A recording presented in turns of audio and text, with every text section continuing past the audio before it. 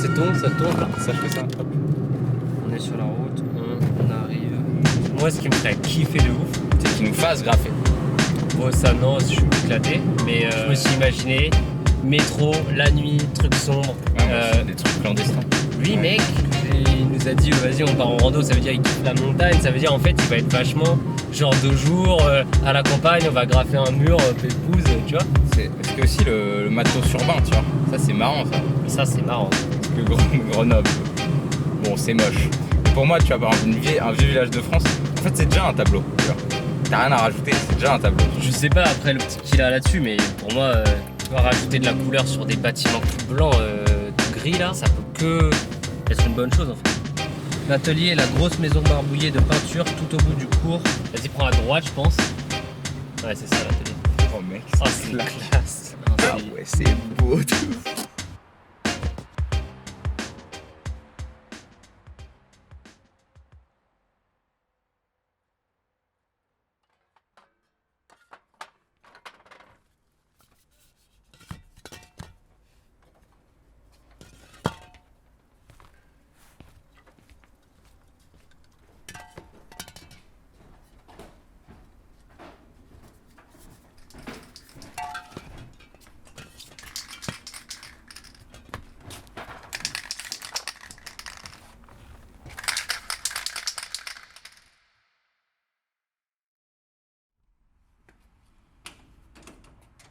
Je crois qu'encore une fois, si j'ai choisi ce métier, c'est pour rester un grand gamin qui s'amuse, quoi. Il y a ce truc-là, en fait, quoi, tu vois.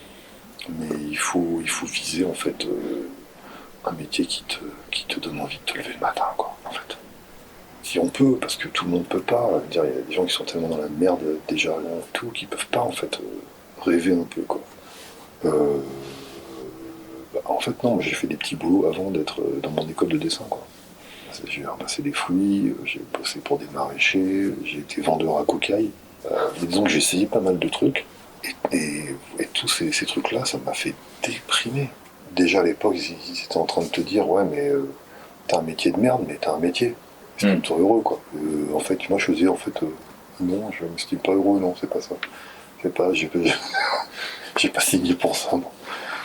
Et donc, ouais, à l'été, quand on se faisait chier, on remplissait la bagnole de peinture, on partait dans le sud, et puis on allait donc démarcher les plages, là. Donc on rencontrait des gens, on proposait nos services, pas grand-chose, mais l'idée c'était aussi de ne pas rester à Grenoble, à tourner en rond, quoi, en fait. Mais après, c'est marrant, quoi. Là, on a quand même réussi à trouver pas mal de petits plans, à gauche, à droite, ça nous faisait survivre. On peut pas dire qu'on roulait sur l'or, mais à vivre, c'était juste génial, quoi. Et c'est vrai que ça a fait rapidement boule de neige. Après, on a trouvé un lieu pour faire des expos. Bon, j'ai quand même crevé la dalle 15 ans, honnêtement. Ça fait 7 ans que ça va, quoi. Mais toute ma vie avant, j'ai toujours été en flux tendu, fin de mois difficile, flipper de comment je vais payer le loyer le mois prochain, les aides sociales, les machins, tout. C'est usant, c'est fatigant, c'est stressant. Tu dors pas bien, t'as mal au bide. À un moment, t'en as marre. T'as envie d'être autonome, quoi. Tu vois, de te dire que je vis réellement de la peinture. Pas de bricolage et de machin et tout, quoi. C'est tout, en fait. Ouais. Mais je regrette pas. Et de plus en plus chaque jour, j'ai bien compris pourquoi je faisais cette activité-là et que c'est lié à ma définition de ce que c'est aussi le métier que j'ai envie d'avoir, en fait. C'est pas lié seulement à comment gagner sa vie, c'est lié aussi à comment on a envie de le vivre, le truc, et trouver une sorte de liberté, d'autonomie, d'intégrité, d'utilité, en fait.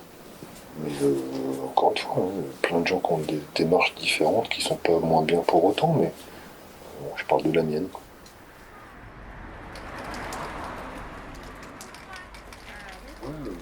En plus, ouais, à l'époque, on peignait pas à la bombe, c'était tout au pinceau, à l'acrylique. Donc les rideaux de fer en métal, on savait pas maîtriser, la bombe, on savait pas faire. Mais il y a des rendus qu'on n'arrive pas à avoir au pinceau qu'on arrive à avoir avec la bombe, quoi. Première fresque, c'était en 94. Donc je peins des fresques depuis 94 et je peins à la bombe, pas que, mais j'ai découvert la bombe en 2001. Donc depuis, il y a pas mal de plans que je fais à la bombe, mais quand je peux, je fais aussi à l'acrylique, ça me va très bien, quoi. C'est toujours pareil, j'aime la bombe, j'aime le pinceau, mais j'aime aussi le crayon, j'aime la craie grasse, j'aime l'aquarelle, enfin c'est pareil pour moi, parce que c'est pas sur des murs, tout va pas sur un mur. La bombe ça tient sur le métal, la bombe ça tient sur beaucoup de supports. C'est un côté pratique, parce que quand tu te balades avec tes pots de peinture, faire les mélanges, là les mélanges ils sont déjà faits en fait. Tu prends tes dégradés de vert, de bleu, c'est fait quoi. Donc il y a un côté fonctionnel qui est super pratique. Il y a des temps que ça de risque à la peinture à l'aérosol ou c'est un truc de prévention Ça bousille, c'est quand même bien conservé. Non, c'est la merde en fait. Ah non, Ok. c'est clair. Ah non, c'est clair. Il y en a plein des anciens qui ont des problèmes quoi. Le mode tout là, c'est un français, il a des problèmes d'empoisonnement du sang, je sais pas quoi. Mais c'est pas le seul, il y en a d'autres qui ont des problèmes aussi. Quoi. Moi j'ai déjà eu des problèmes aussi. Je me suis fait, j'avais des polypes et tout quoi. J'ai eu peur. Hein. Et le médecin n'a jamais su me dire si c'était dû à la pollution, à la bouffe, au tabac, à la bombe. Je savais pas. Mais il me disait bon, c'est quand même bizarre parce que là normalement, les gens qui ont ce que vous avez là, ils sont à la retraite, ils sont en fin de carrière après avoir bossé toute leur vie dans une usine. Je fais ah ok. J'avais 35 ans. Tu vois. Avant, tu avais vraiment un embout pour chaque utilisation. Maintenant, avec le même embout, tu arrives à faire le trait le plus fin et le trait le plus large. Quoi. Si tu appuies fort, tu as le trait plus large. Si tu appuies à peine, tu as un tout petit trait comme ça. Par contre, tu crispes beaucoup le doigt. Moi, j'ai fait ça quelques années où j'ai des petits bonhommes qu'avec tout le dessin du personnage, je le faisais qu'avec ces tout petits traits et tout, comme si je dessinais au crayon dessus. Là, c'était du délire. Ça a fini par me lancer des tendinites de fou. Quoi. J'en pouvais plus. Quoi. Et en fait, ce qui m'a amené à travailler avec des gros aplats en couleur, c'est ça. C'est une contrainte qui est devenue qui a été transformée en un truc plutôt positif, je trouve, parce que ça m'a amené à gamberger, à trouver un autre monde pour m'éclater. Quoi. Un jour, je me suis dit, je vais essayer de faire un truc sans réfléchir, juste avec des aplats et des formes abstraites sur le mur. Et ce que j'ai aimé là-dedans, ça a été aussi la sensation quand tu peins. C'est-à-dire que quand tu fais un dessin, tu as plein de règles, quand tu dois faire un personnage et tout. Quand tu peins quelque chose qui représente entre guillemets rien, voire même tout, c'est du lâchage total en fait quoi. Où là t'es plus à la recherche d'une sensation et tu fais ce qui te vient à l'esprit et t'essayes de faire que malgré tout à la fin ce soit harmonieux, agréable à regarder et qu'il se passe des choses et que tu ressentes une émotion en fait. Et donc pour moi c'est vraiment très très différent quoi. Il n'y a rien qui est juste et il n'y a rien qui est faux en fait. Voilà, tout a le droit d'exister en fait. L'abstrait, les gens ils peuvent l'aimer pour 1000 raisons différentes. Quoi. Il y en a, ils vont juste aimer la couleur. Ils vont dire merci pour la couleur. D'autres qui vont dire j'adore les formes, j'adore la fresque dans son ensemble. D'autres qui vont dire ah ouais génial, ça fait vraiment du bien, ça gomme ce mur qui était trop imposant. Ils vont tous te raconter une histoire différente. Mais il y aura toujours des gens, il y a toujours des gens qui arrivent, ils font ça représente quoi ouais. Et moi je leur dis toujours ce que vous voulez. Voilà.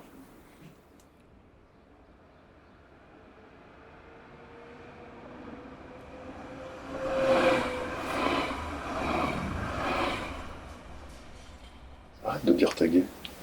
Le mec qui fait une fresque avec des dessins et tout, ce n'est pas du tag. On peut pas généraliser. Depuis toujours, t'as des mecs qui font des tags, ils font chier personne. Si tu y a un rideau de fer où tu repasses leur déco, ils vont pas t'agresser, ils vont laisser faire, tu vois. Ils vont dire machin, il fait pas ça pour nous emmerder quoi, il fait sa déco. Tu vois, voilà, c'est bon. C'est vrai que là, ces dernières années à Grenoble, je trouve que c'est catastrophique.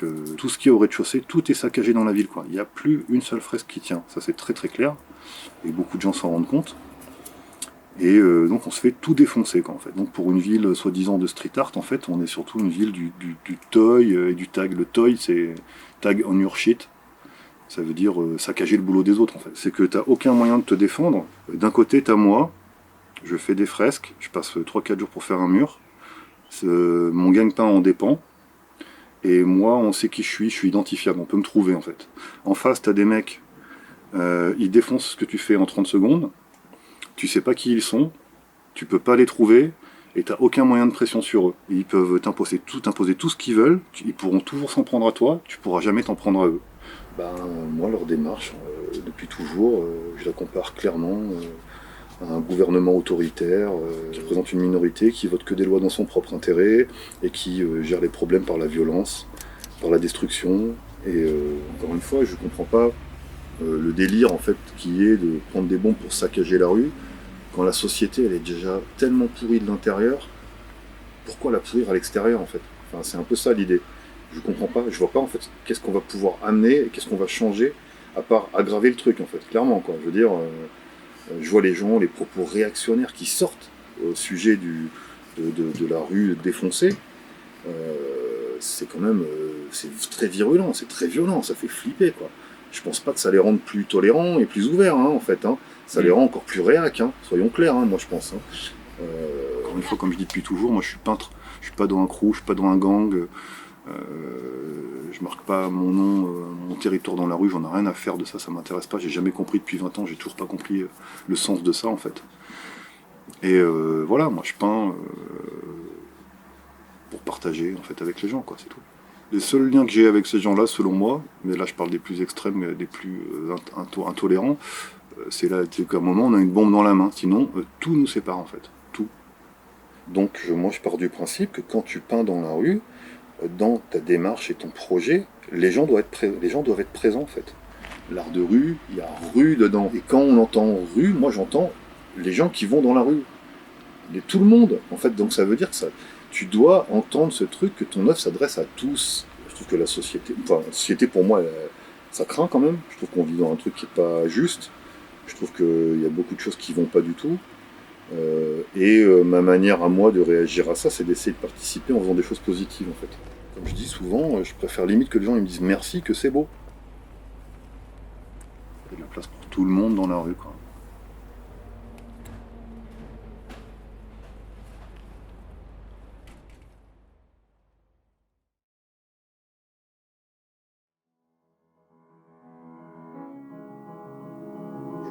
Tu vas être en retard. Ah merde, putain, ah bah grave.